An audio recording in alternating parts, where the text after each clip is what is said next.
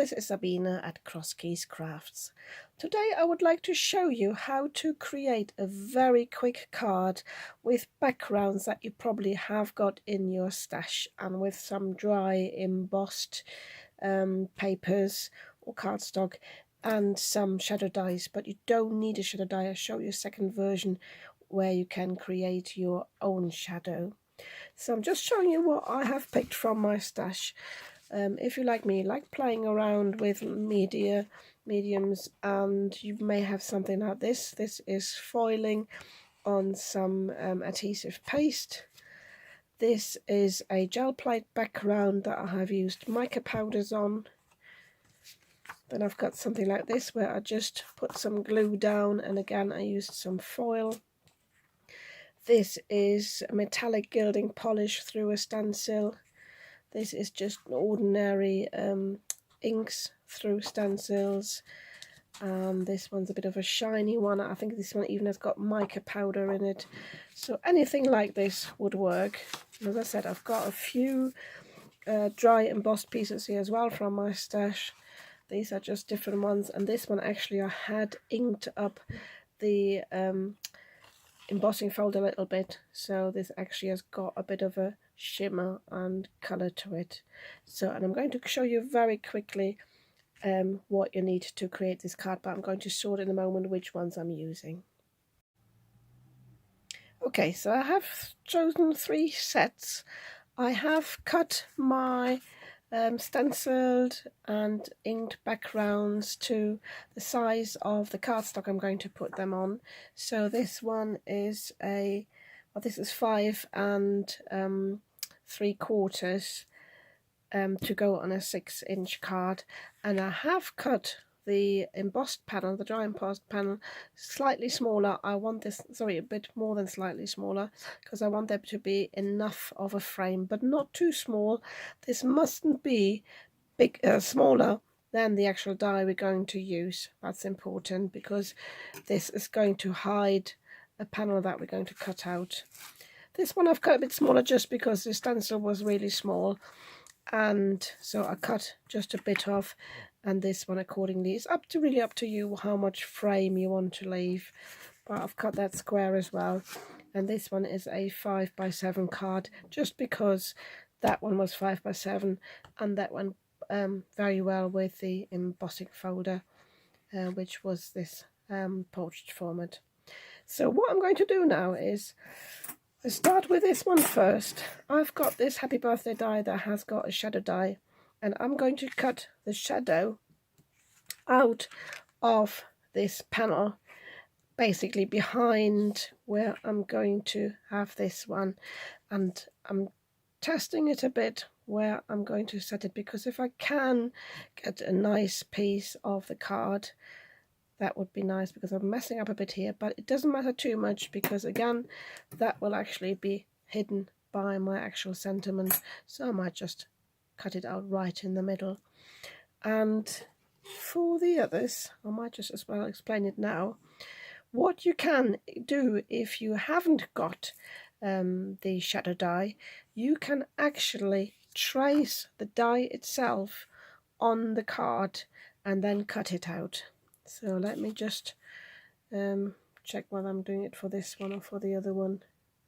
I think I will actually use it on this one. So lay it down and use your pencil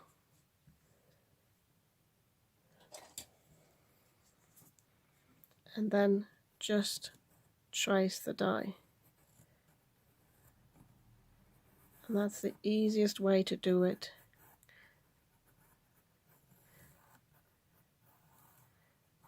I'm going to speed this up for the camera.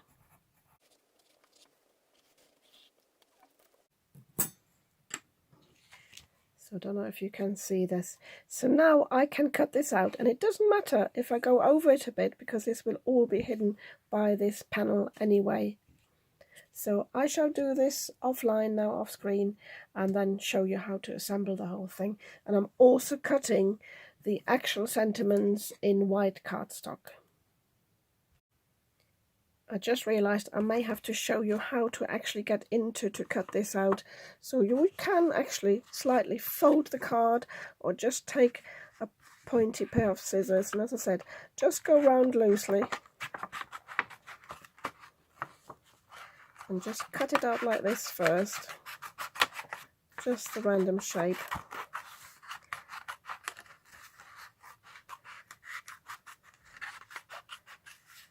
Because this will all be hidden by the panel, and then you can fussy cut the actual shape, and then ideally you remove any pencil residue with an eraser. If you don't want to remove the pencil, you can also do this from the back. Just make sure you turn down around the die then and do it this way, and then you don't need to worry about erasing everything. So once you have cut everything, all you need to do is assemble this. You can either do it straight on the card base, but I'm going to do this on some scrap paper first, not gluing it down on the scrap paper, just keep it on there and just glue this all together. So what you need to do is just put a bit of glue around here. My glue is a bit stuck. And then adhere some glue around this here.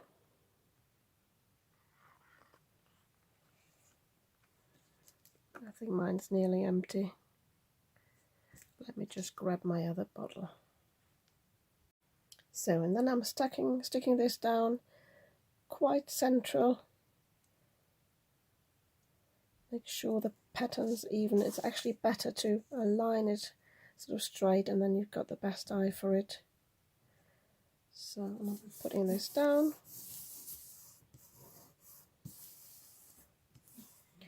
And then I just need to pop my sentiment onto the shadow. And I'm actually going to use my glue pen for that, because that is always a bit neater. So I'm using this two-way zig glue. And I can just dab it on, making sure I'm getting all the end bits there so they don't come undone.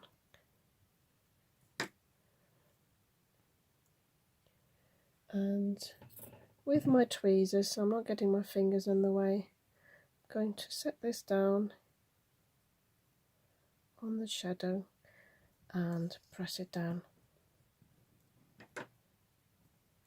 So, and then when I've done that, I can just sit this here in the middle, and then that's nearly my card finished. So I'm going to do all the others, same way of assembling, then I'm going to show you the finished results. I just wanted to show you on this shadow, if you find you don't have enough contrast because you've got a lot of white on the background, you can just use your ink blending brushes and just put a bit of colour down, and then you've got a higher contrast between the sentiment. I haven't even inked this up, this is just some residue. Sorry if the camera's wobbling. I'm just getting that there. And then I've got much more contrast without losing the actual pattern in the background. And also, just before I forget to show you this, on this panel here I have used my corner rounder because I thought that was a bit nicer as a finish. There we go, 3 very simple cards using my backgrounds from my stash. The stenciled one with the dry embossing here. On second thoughts, I would have probably done the same thing that I did here and just go over the background again with my ink blending brushes just to give it a bit more contrast. But I'm really pleased with this. So even with the foiling, sometimes it gets a bit messy in the middle. It doesn't matter because you've got that bit hidden and no one will know that you actually cut a bit out of the back. So I think these are really great. And this one's quite a plain one, but with your homemade shadow there, which is really easy to do. If you wanted to keep it even simpler, you could obviously just cut out a square or even a circle die. You could do that as well, but I quite like it this way because it looks like you actually do own the shadow for this sentiment die. Yeah, if you like these cards, You might want to give me a thumbs up, and if you'd like to see more of what I'm creating, I'm posting 2 to 3 times a week. You might want to subscribe to my channel. I'd be very happy about that, and I'll see you soon with the next video.